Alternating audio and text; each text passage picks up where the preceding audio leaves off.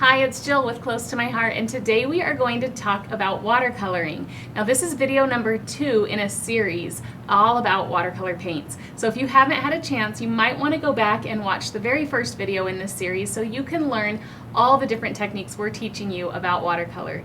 So this is, again, a series from Close to My Heart, and you are going to want to subscribe, like, and ring the bell notifications so that every time we put out a new video, you'll be notified and can learn right along with us.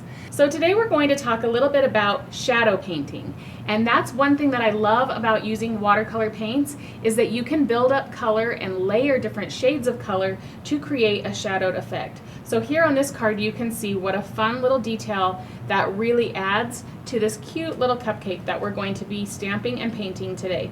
Here too you can see we created a swash on the bottom of this card where the sentiment is, and that is the technique we taught in the very first video, so be sure to check that out.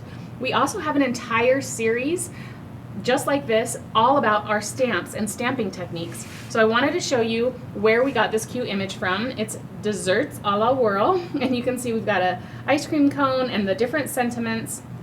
You just simply peel these off the carrier sheet, attach them to the block, and we have an array of colors of inks that you can use to do all of your stamping. And stamping and watercolor go hand in hand because it gives you a beautiful, detailed item that then you can color in and add details to with your watercolor paints. So what we're going to go for here is creating this shadowed effect that really gives it dimension. So let's go ahead and take an ice cream cone. I've got one stamped and cut out already right here. And we're going to come to our watercolor paints and just choose some fun colors. You can try and make it exactly like what we did, but really it's fun just to play around and use different colors and different levels of the different colors to create whatever you want your image to look like. So I'm just grabbing some of this light pink shade and I'm putting it into the lid, which I use as a palette when I'm watercoloring. So you can, again, adjust the color and how intense that color is by how much water you are adding to the actual pigment of the paint. So here I've got a really nice light color, and that's what you want to start. Because we're going to make a gradient color and we're going to build on this, you want to start with a really light shade. So here I'm just going in and coloring my ice cream cone. And what I love about watercolors is that you don't have to be an expert. You can just play and have fun, and everything looks good when you let it dry. It's kind of fun and nice with watercolors to leave some of those areas a little bit puddled, which just means that when it dries, you're going to get a little more of that watercolor detail. So let me show you up close so you can see what I mean. So you can see that I'm not painting this nice and smooth. I'm purposefully leaving little spots there so that when that dries, it will dry with the different color intensities and have that dimension that watercolor brings. So I've done a really nice, just basic covering in that pink color. So now I want to come in on this side and darken that. Now there's different ways you can do that. You can just keep going with the same color you're doing and add more layers, but you also won't get as much of a color payoff that way. When you've got all these different colors to play with in the palette, I like to just grab a darker shade, mix it with the shade I was working with, and that's just a really fast way to build that color intensity. So now I've got a nice darker pink.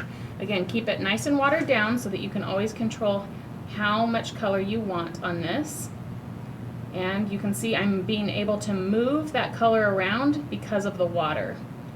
So I'm just going to push this darker color, and you want to keep it on just the one side. So I'm shadowing everything on the left to give that dimension. So I've added that darker color. Now I'm just coming over to the palette and dripping out a couple drips of water so that my brush is relatively clean, and then I can come in and soften that line. So you can see that that helps take away that harsh line of the shadow and really blend it in. You can bring some of that darker color up and over the top, whatever makes it look like just a natural way that your image would be shadowed. So you can see then I've got that nice darker detail. So now we'll work on the cone and do the same thing.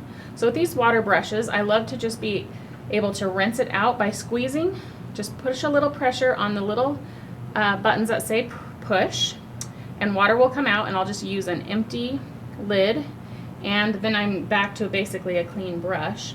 And then I'm going to come in and I'm going to pick a few of these different brown shades to create my cane or my cone. So again, I'm going to put that down here in my lid and mix these two colors until I feel like I've got the shade that I'm going for.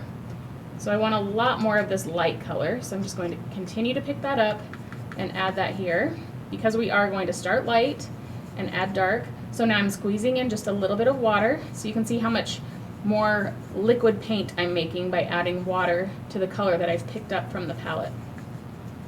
So in this lid, I feel like that's a really nice light shade to start our cone. And we're just going to paint this on. So again, I want to leave some spots just a little puddled. You don't want a lot of water, especially when you're using cardstock, because it won't absorb it as well, and you don't want this project to warp. But a little bit of water and movement is totally fine, and the way that really makes the watercolor pop. Okay, so I've got some darker spots, I've got some lighter spots, but basically a nice wash in that whole cone area. So now I'll come back in and I want to intensify this color that I started with. So I'm going to come back in and grab more of this darker brown and add it here. You can even grab just a little bit of that reddish brown. Play around with how you mix them. You can always, if it gets too dark, you can go back to the light. You can add white. You can do different things. You can always even just start over in your palette and find another spot to work with, but play around with how different colors react with one another. Now I'm coming in, again, shadowing on this left side and adding that paint. And I'm leaving that nice and puddled so that I can manipulate that just a little bit on the blend. I want to come just a little bit further on the bottom. That's just kind of the natural look of a shading element.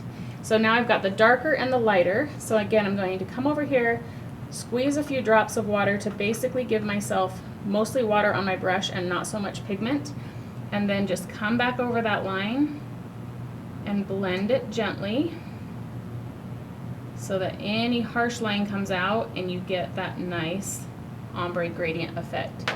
So here you can see what that watercolor is doing, and even the more it dries, the more that color will differentiate itself. But you've got that nice darker pink on the edge and the darker brown on the edge that's really helping to make this little cute ice cream cone come to life. So that is shadow stamping.